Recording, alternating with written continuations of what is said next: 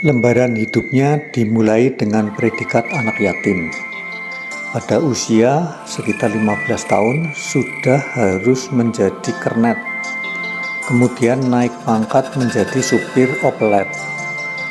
Lalu bekerja di sebuah perusahaan swasta sambil mengikuti kursus bahasa dan tata buku. Meskipun gaji dan masa depannya di perusahaan itu cukup baik, ternyata ia tidak kerasan. Gejolak wira swastanya dan keinginan mandirinya tak tertahankan. Bertahun-tahun ia menjadi bos usaha angkutan, lalu bergerak di bidang real estate di Semarang. Sementara pihak menjulukinya sebagai rajanya real estate Jawa Tengah, yang kemudian tangan usahanya mampu menjamah 140 hektar tanah di Los Angeles, Amerika Serikat, dan tanah di USA yang menjadi jajahan bekas kernet dari Semarang itu bernama Asco Golden Land Incorporation. Kernet yang kini menjadi pengusaha besar itu adalah Jamin CH alias Chu Tek Hui. Dia sering disebut sebagai perintis sistem KPR, kredit pemilikan rumah, dan pengusaha swasta pertama yang berani membuka usaha di bidang LIK atau lingkungan industri kecil.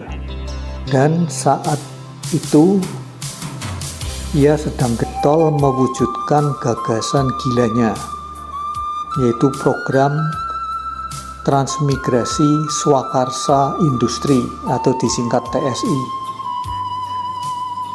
Saat itu ia mengaku sudah mendapat izin untuk mendirikan TSI di 7 provinsi, yaitu di Palembang, Kalimantan Selatan, Kalimantan Tengah, Kalimantan Barat, Kalimantan Timur, Sulawesi Tenggara, dan Irian Jaya.